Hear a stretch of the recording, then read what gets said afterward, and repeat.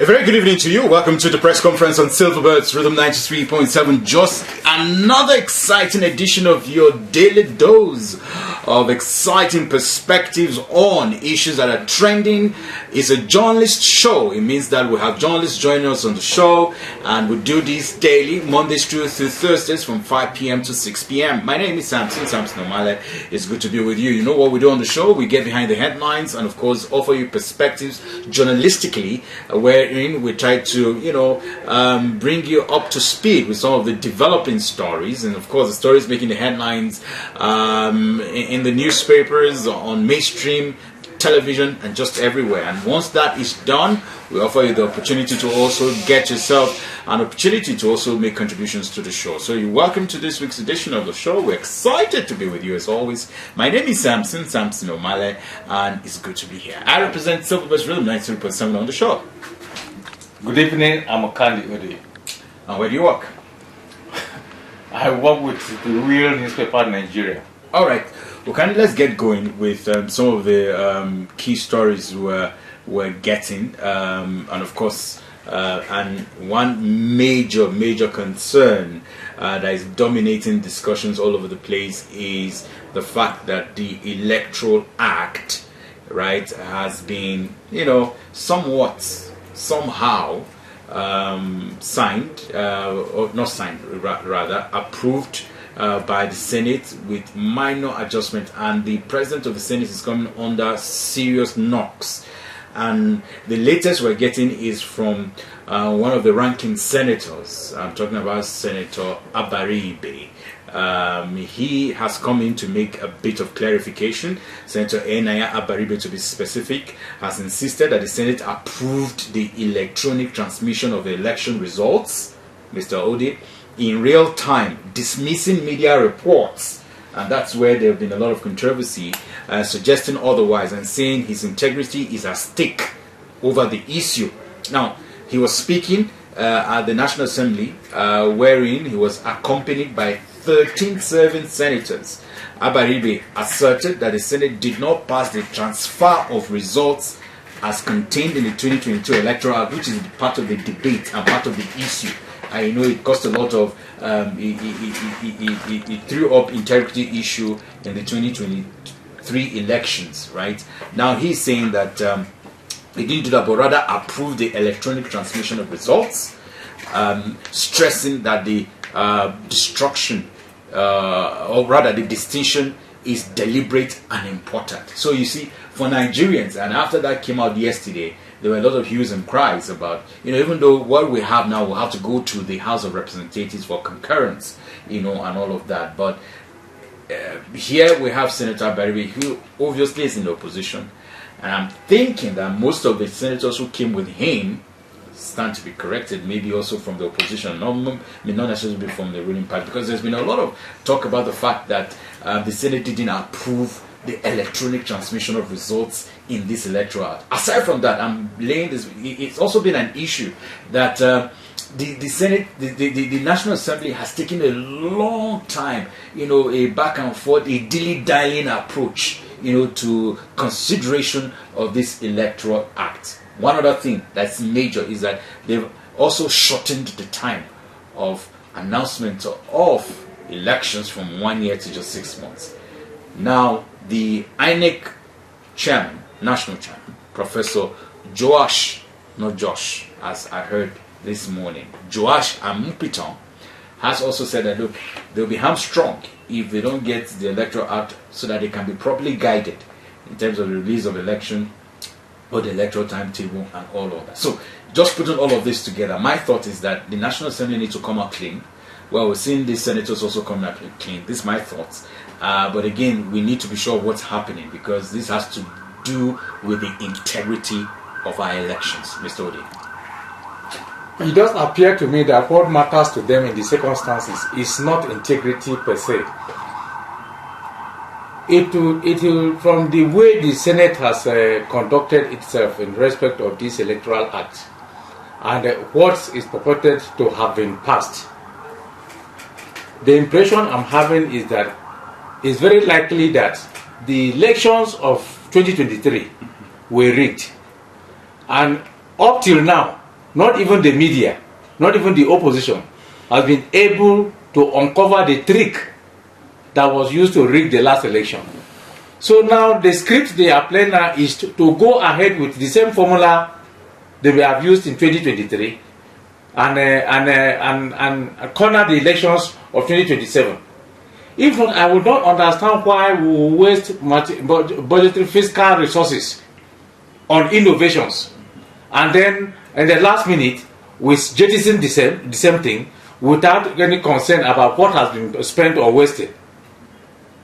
And they are talking of no transmission of results and all such things. So I think Nigerians, the media, all Nigerians who are interested in the future, we should look more critically into how the 2023 elections were won and what are the plans to win or lose the forthcoming election. Somebody wants to repeat an old trick. That is why they want to work with this kind of electoral act that does not really contain any innovations, that does not really say anything apart from empowering INEC to carry out the conduct of the elections within so period of time. So I think we should be vigilant.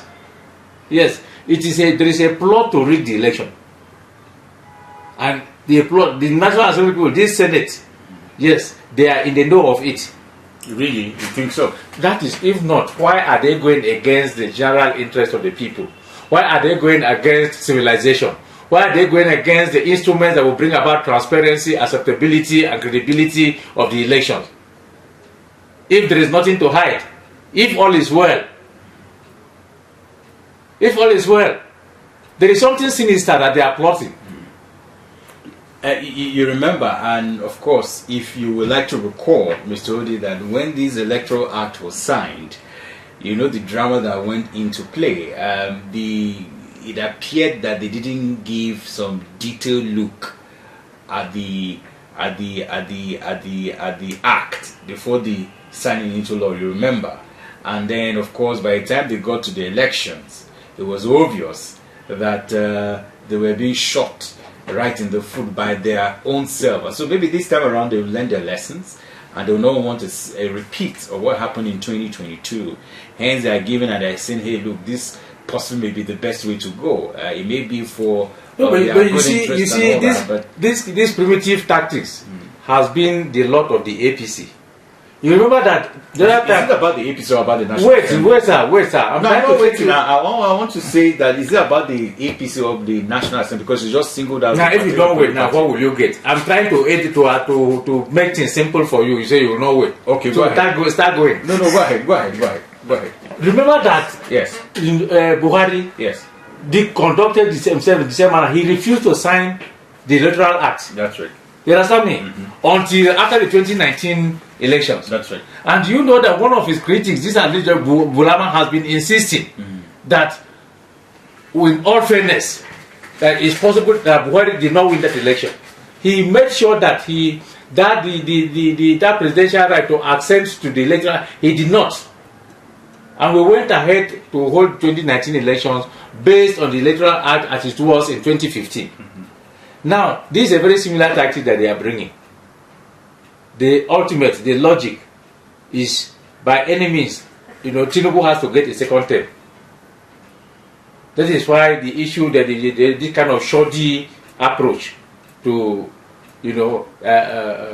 editing or let me say amending the Electoral Act or whatever, that is why it's taking place. It is all a plot to win the elections in 2027 at all costs. Okay. All right then. But what do you make of these senators now? From where we started on the top of the show, Senator Enaya Abaribe coming out to say they will be drowned in the pro Tinubu ocean. But let's put it. This is pro Tinubu ocean. There's something critical on ground. They are saying that what they passed on their own integrity is the fact that they alluded or agreed to the electronic transmission of results in real time. The Senate is saying they didn't do that. I mean, they didn't approve that item on the act. What are we going to believe? You see, this is not the first time that the Senate is having a double image when it comes to matters of policy. remember the tax reforms. There have been allegations, there have been cries that there are about 3 versions of the tax reforms in circulation. And what has the Senate done ever since? They did not recall anything. They didn't recall any sitting to say, let us reconcile or see what versions are actually existing and say, this is the real version that was passed by the Senate and this is what should be operational as far as the Nigerian state is concerned. Nobody has been saying anything about it. The confusion is subsisting. It's a very similar thing that we are having now.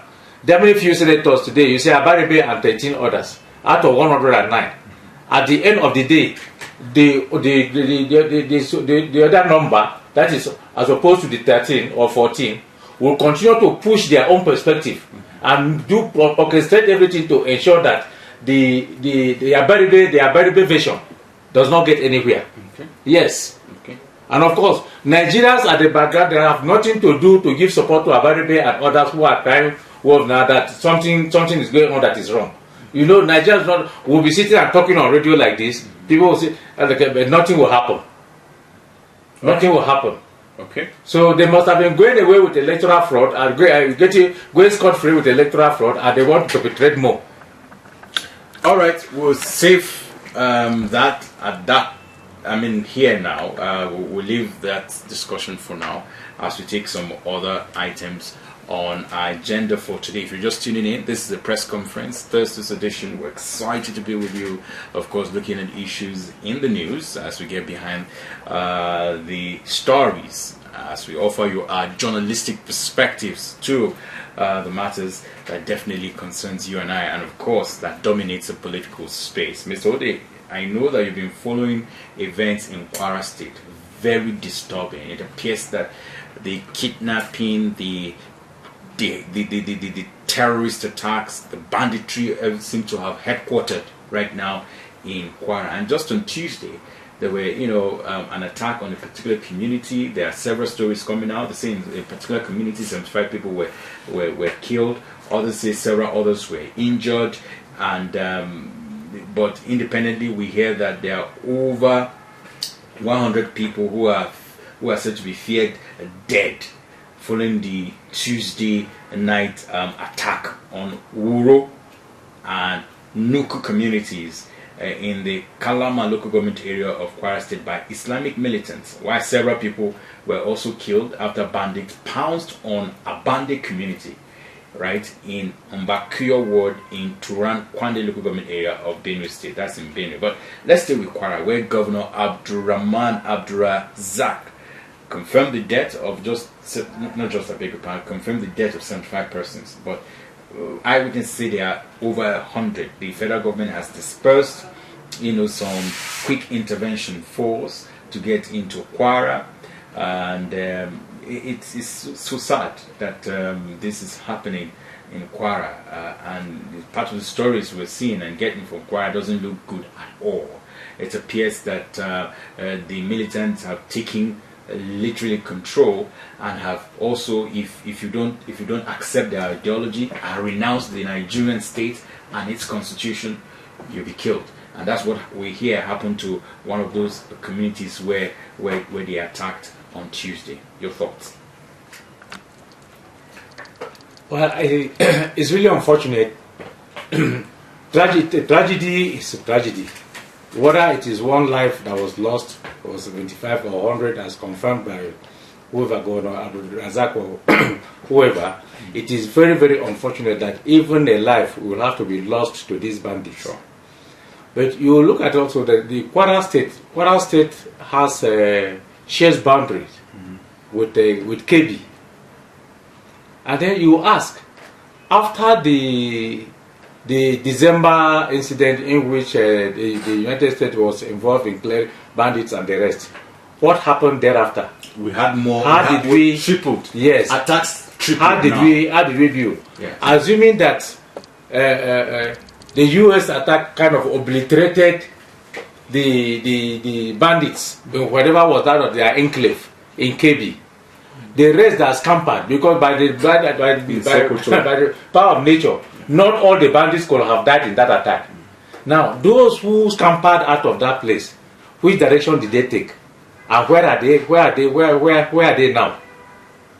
You know, I believe that they may have shifted their concentration and efforts towards Kwara, where they may have studied that a lot of loopholes are existing, and they'll be operating with this kind of maximum success as you are reporting now.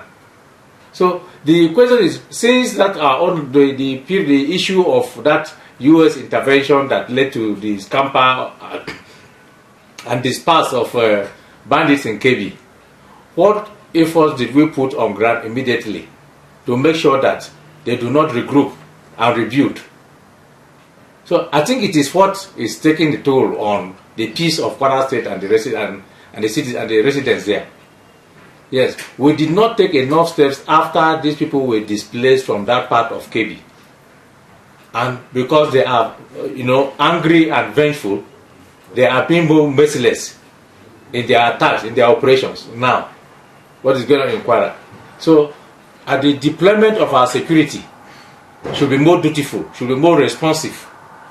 And that lack of concentration after the U.S. intervention that was leading to this should be considered a very unprofessional thing on the part of the security and the powers that are responsible for their deployment. Yes, sufficient security should even have been deployed if actually the U.S. intervention on attack was in conjunction with the Nigerian security system. Mm-hmm. We should have put enough checks on ground. That's right. In anticipation of the aftermath of that intervention, and I think that we did not do. So there is need. You can see also why critics, opposition have been very concerned with the president spending almost the whole of January out of the country, and now we are being challenged security-wise, and then we have the situation where the commander-in-chief is missing in this situation that requires grand command. He's on the state visit. He's on the state visit to Turkey. He's supposed to be back soon. Oh, he was. Oh, you are speaking in present tense. He has gone again. No. He went to Turkey. Okay. I thought you are digital. I thought he has gone again before we entered the studio. No. Okay. The other part is I'm not sure if he's back yet from that. Yeah, of course. By last Saturday, yes.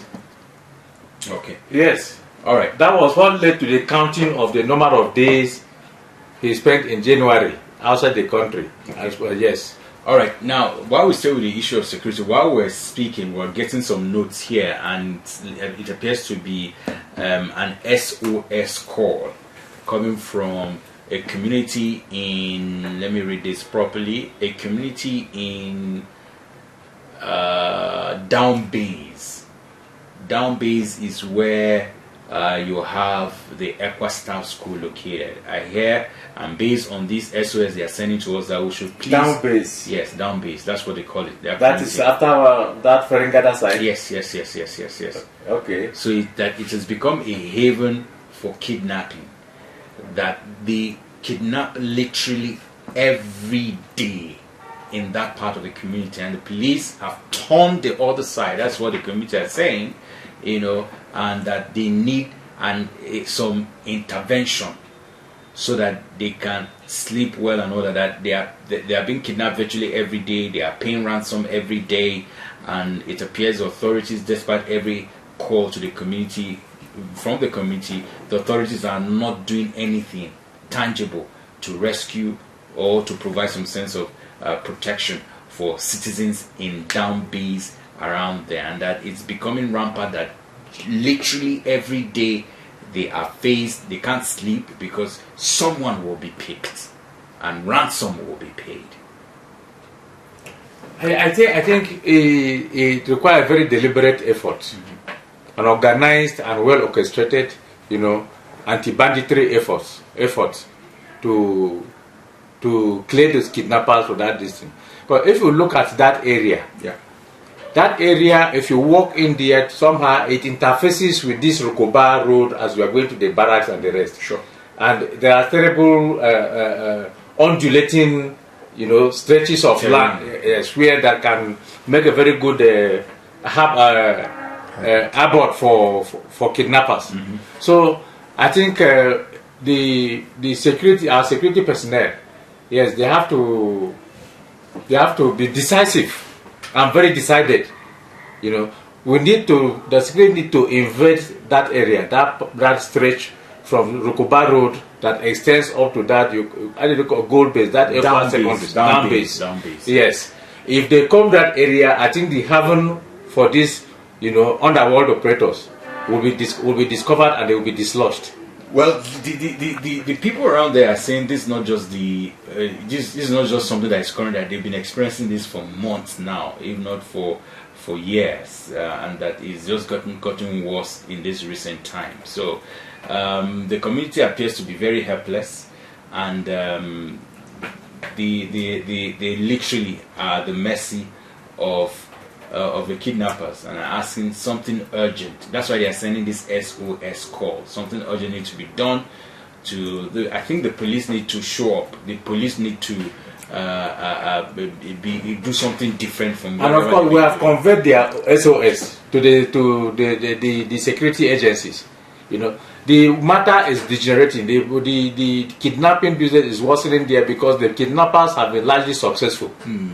So the business is flourishing for them. So if there is no counter force, they will become even more daring in the days ahead. Very true. Yeah. So the security personnel, as you should be able to deploy, they will study the area and think of some provisional way of how to invade, that stretch of land linking Rukuba Road to that Equa Staff School site.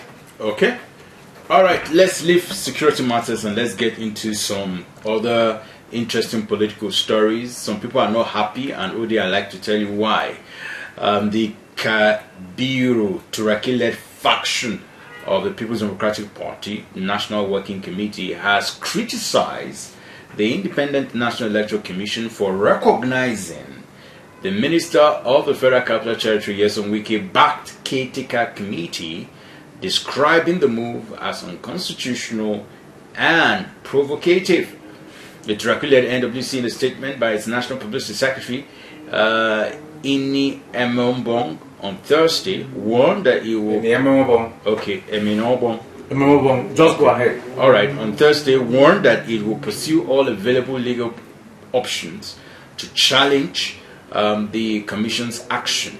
You remember that last Friday, a federal high court sitting in Ibadan notified the PDP National Convention held on November 15th, 2025 in Ibadan and directed Tamil Turaki, SAN, and several others to cease parading themselves as national officers of the party.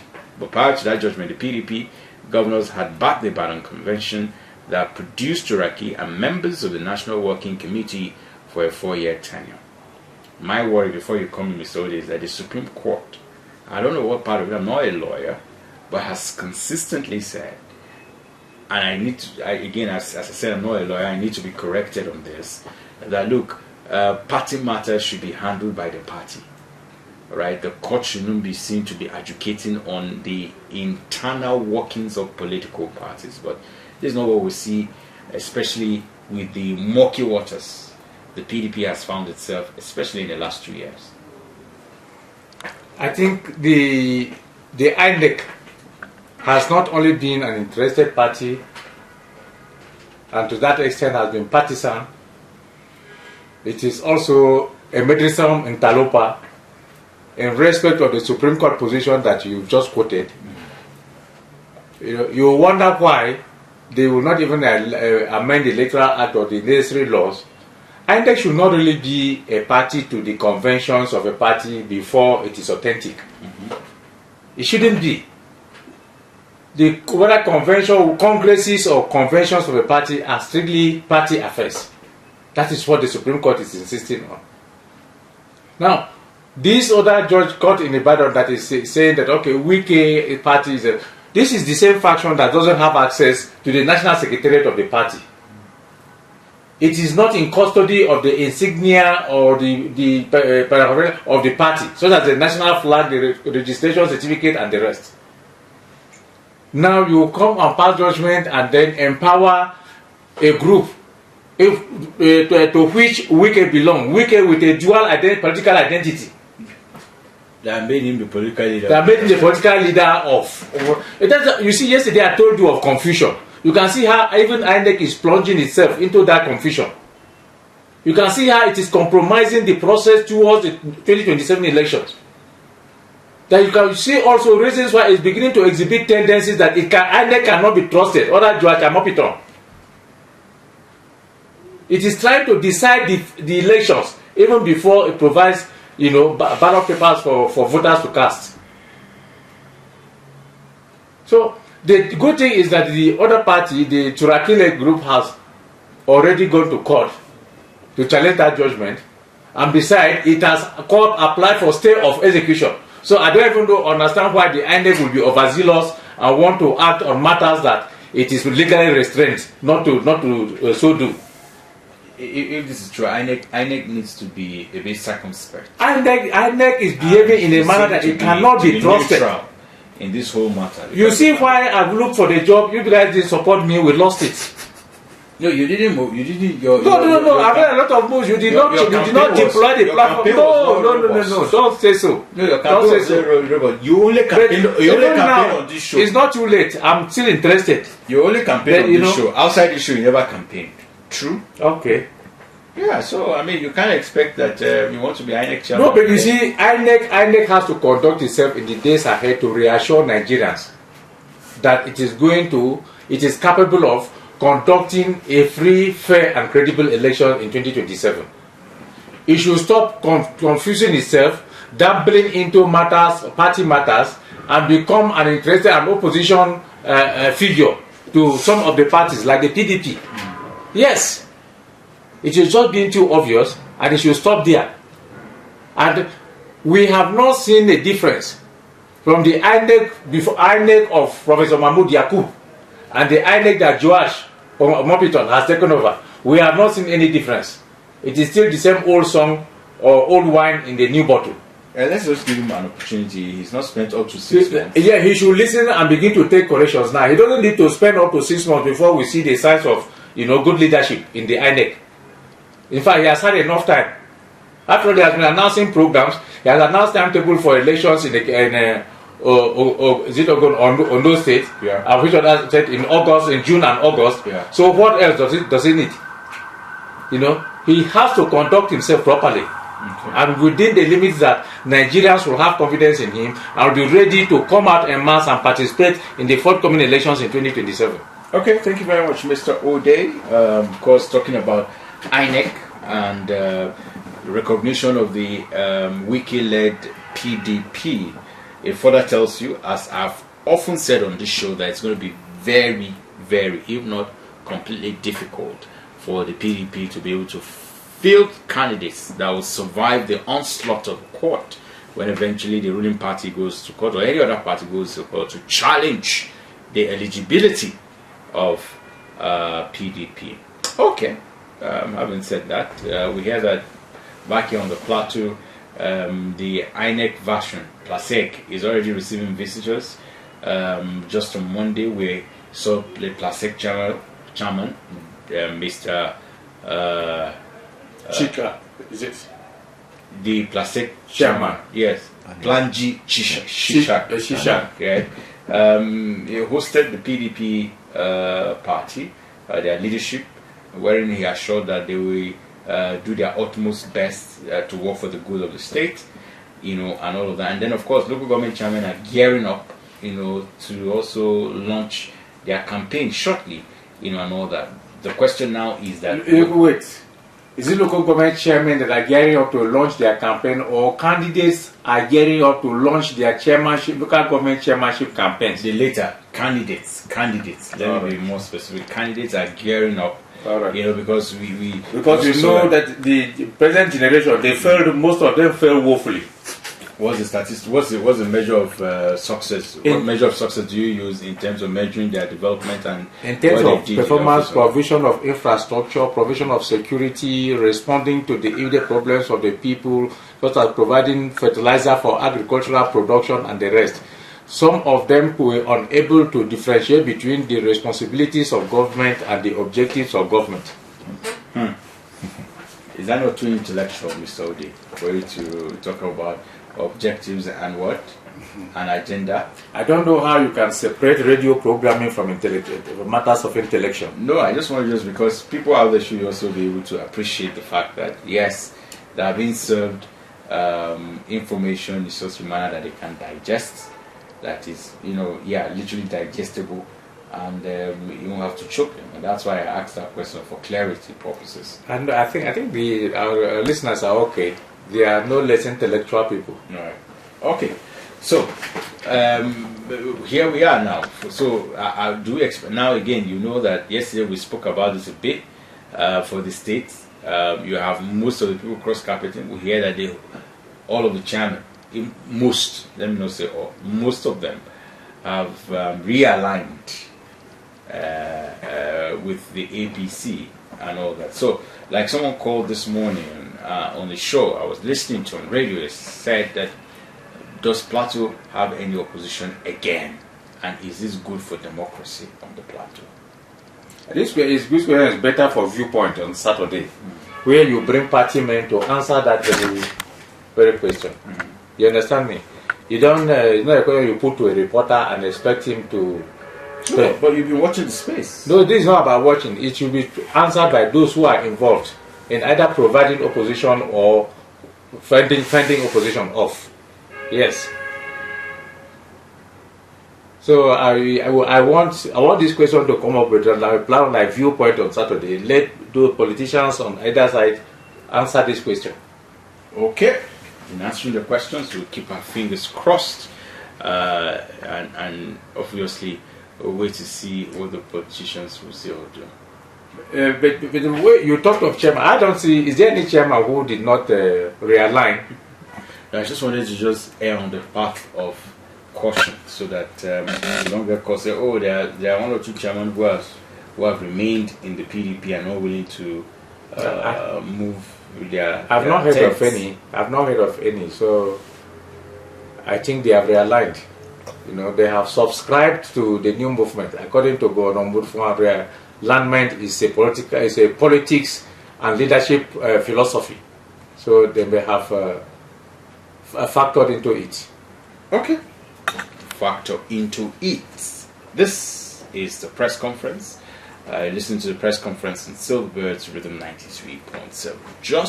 It's coming close to a quarter before the hour, and it'll just be a safe spot for us to pick your calls and, of course, make your intervention. 080-6464-1536. That's the number to call us this evening. Remember to keep your comments as short as possible. For those of you who missed us all this while, you are not a caller on the show, hey, why don't you do us a favor? Call us today and share your thoughts.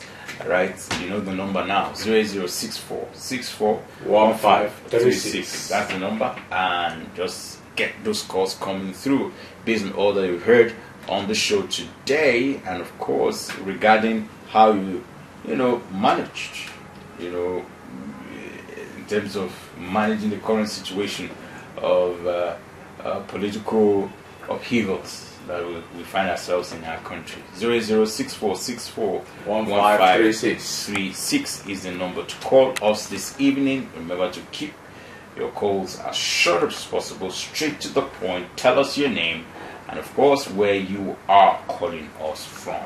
First call on the line. Good evening and welcome to the show. Mr. Samson, good evening. Good evening, sir. What's your name and where are you calling from, sir? Let's see, I usually man. Senior Comrade Bernard. Okay, Senior Comrade Bernard. I like that show you gave it. The explanation depends on those politicians who come and explain whether there's an opposition or not. Thank you for that. Samson, the issue is that Nigeria is doing very well. I don't really know where we're going from here. We are a need assessment every day. Now, are we saying that our democracy is moving forward, or we are still retrograding backwards? Just imagine common transmission of results, common. Other people are at the news, like I see in the hinterland. We are not talking about how to electronically vote. I'm just happy that every electoral system, election period, everywhere goes down. Business people, we don't account for productivity in this country. It's a Jamade, they can chop. That's our only. When we talk about how we progress this country, common this is serious 2023 election. They know there will be a sham. Many things happen. The election happened this, the riches happened that. They are comfortable, looking for comfort, looking for how to make money. Nobody's talking about it. And that's how we continue. Because the two punishment. Every Christian agency has failed in this country. The military has to look at what happened every day. I don't know what happened to another day. And we are still paying people. So I don't know. We should do something. Remember what Ahmed Chairman said, or Mobita. He said the media of the nation has to try and do electoral. And remember it will go to State House Assembly, reporter. And before killing the woman, you must be going to the country law. What are we saying? What are we talking about? And we know any bad relation looks back to bad governance, like what we are going to do. Okay. Thank you very much. Comrade spoke for over 3 minutes. Let's keep it really very short. Hello, good evening. Welcome to the show. Hello, good evening, sir. Good evening. How are you? I'm doing fine. I'm Mr. Jakama from PLATEAU. Okay, Mr. Jakar, this is your first time of calling to the show, right? Yeah, I'm a first caller. All right, welcome to the show. Thank you, sir. I greet my colleague. my mentor, I'm greeting something on Mali, sir. Thank you. But, I want to talk about the ACT minister. Mr. Wiki. Please go ahead. I think what he's doing to the PDP, some of us don't like it, because I believe that the presidency, they allow him to distract the PDP, thinking that the APC will be safe. But the way I'm saying is, we also affect the APC in 2027. If he's not careful. Okay. How is it going to affect the APC? How? How is it going to affect the APC? I love the PDP to do their thinking. So some people don't like what he's doing, and we're not happy about it. Okay. Yes, sir. Thank you very much. We appreciate your call this evening. 08064641536. That's the number to call. Keep the calls coming through, and we definitely will pick them and have a conversation with you. Hello, good evening. Welcome to the show. Yeah, welcome. Good evening, sir. Yeah, it's calling from Tulumara. Okay, and then check. Go ahead with your comments, please. In short, this is honestly, this is getting out of hand. I think all the governors, let them come together and have a meeting, all the security agents, to know how they are going to stop this insecurity. Honestly, because this is getting out of hand. And those people that are trying to inquire, may their soul rest in peace. All right. I got to everybody original can disability. Thank you very much, and then check for calling. We appreciate that. Line is free. 0064641536. Hello, good evening. Hello, sir. Good evening, sir. And Mr. Candio de Maneto. Good evening, sir. Hello, this is Ruben. I'm calling from George. Okay, Ruben. Yes. I want to talk about this security happening in Nigeria. Okay. Please, Nigerians normally we have the military is for war. The military is to protect our borders. The military has to want to protect all the territory of Nigeria. But now that we have no war that's happening at hand now, can all this military now be deployed? Can they all military be deployed to all strategies inside Nigeria? They should shift from the barracks. They should build all looks and corner of the town. So that at least everywhere can be secure for Christ's sake. Every time we'll be saying they will, and they will not do anything better. Come on. What are you inside the barracks? All the barracks we have in Nigeria, they are just full there. Can we deploy inside the town, all level, all the look and corner of Nigeria? What's wrong with our airship? What's wrong with our water land? What's wrong with our land army? That's the problem going to someone. Someone's not talking, someone's not doing something. And the president is sitting there watching what is happening. Come on, Abba. Okay. Thank you very much. Thank you very much. That's a not so happy Nigerian there. There's an angry Nigerian. Literally ventilating how he feels about leadership in this country. Good evening. Welcome to the show. Hello? Hello. Hello, sir. Yeah, good evening, ma'am. My name is Ngozi Okeke from Kuba Road. All right, Madam Ngozi, go ahead, please. This is my first caller. I just tried and got you. Oh, wow, that's great. Please keep calling us, eh? Something about Kuba Road. What do you think we're going to do for kidnapping issue? Please, people should come to our end. Just discuss it on the radio. Oh, so, because a lot of people are listening on the radio. yeah, so but we don't know what's happening. What's happening there? We don't know what's happening there. Somebody sent an SOS to us from down base. That's why we talked about it. What's the situation with Rokuba Road? Okay, you know the way you mentioned about kidnapping issue going on in Rokuba Road. It's not Rokuba Road. It's not Rokuba Road. For the past month now, it has been occurrence on Kuba Road. Yes. People are moving late in the evening. Yes. They'll be scared of their life. So if people can assist us and see what we can do, thank you very much. Thank you very much, Ma, and thank you for calling. That's citizens' concern there, and I hope the authorities are listening, and we should be able to also relate this to them to find a way of arresting the situation. Yeah. Hello, good evening. Hello, good evening. Thank you. Yes, good evening. What's your name? Where are you from? Thank you very much, Yakubu, calling from PLATEAU. Okay, Yakubu from FGC. Just go ahead, please. Thank you very much, my brother. Welcome back from Morocco. My good friend, and God bless you, my brother. My only call to Nigeria is please shine your eyes. Please shine your eyes. God bless you. All right, that's an advice. What does shine your eye mean? Be vigilant. Oh, okay, that's what it means. Yes. Oh, okay. Hello, good evening. Welcome to the show. Hello, good evening, sir. Good evening, ma. I'm Mommy Zainab calling from Agwarugu. Mommy Zainab, a regular caller and regular encourager on the show. Welcome to the show. Thank you so much, sir. Yes, please. I want to talk about the occurrence, what happened in Kwara State. Yes, please. Our government, they are not ready to protect us. Okay. What is our local government chairman doing? This thing is really fast approaching. We need to do something. We can't just fold our hands and just people will just come in, kill people the way they want, massacre people, and just go away like that. Something should be done, please. My mind, in fact, is aching me because we don't know the next victim. Something must be done. Please help us. Help us talk to our local government chairman. Not until they finish killing us. Who are they going to rule over?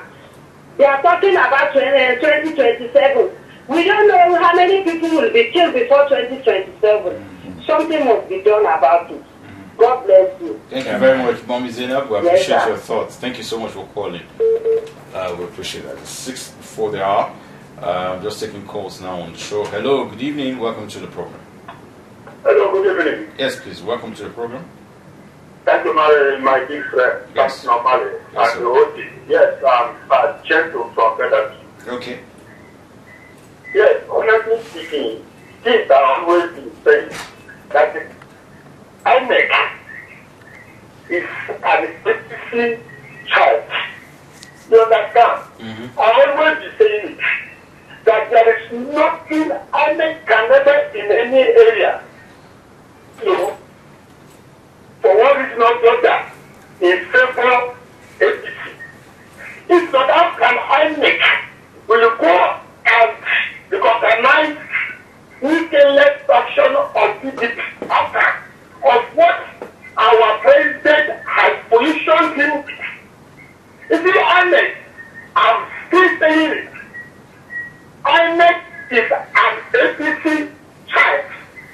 You can't I say see what it is in the electoral act. gentle. You can't say that now. Gentle. The problem. Gentle. INEC rejected it.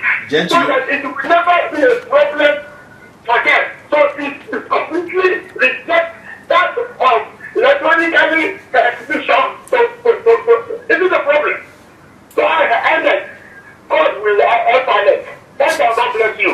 Thank you very much, Gentle. We couldn't have a conversation with you, Gentle, but Gentle, really, really that INEC is an appendage of the APC, I think that's a far extreme position to take, especially when that may not be backed with a lot of evidence. What we're saying is that, look, yes, we should call on INEC to be above board. Yes. Yeah, we'll call INEC to pursue every inch of integrity and, of course, earn the trust and confidence of Nigerians rather than saying that, hey, they've lost it all and they're pandering to just one political party. Our last call on the show today. Hello, good evening. Yeah, good evening, sir. What's the name? Christopher from Rukuba Road. Please, you need to speak up. We can't hear you. Okay, well, I want to contribute.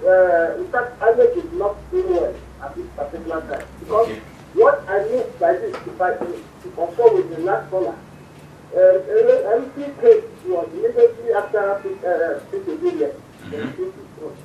Now, to withdraw the right people that are supposed to hold the PPP case. And now, after small, they see again, they will release it to the right people. It's not fair. Okay. It's not fair. What will be the right of the people in this country? What the House of the Senate have done now? What will be the right of the people who can speak another way or to win? What the citizens of Nigeria can do on this case of what they have done now? Okay. That's my question. Thank you very much. And on that positionally note, we end this week's edition of the press conference. We're going to look forward to meet you again sometime next week and on Monday to be specific. Ms. Ode, your final words. Yes, on that note, we depart for the week, hoping to be back again with you and serve you better come next week, Monday. Good evening. I'm Okandi Ode. The program, of course, the press conference holds every day, Mondays, Tuesdays, Thursdays from 5 p.m. to 6 p.m. So always look out for it. Again, we're streaming on YouTube, and I'm hoping that you keep a date with us while we return for the first installment for the week on Monday. My name is Samson. I have yourself a very great day. Bye-bye.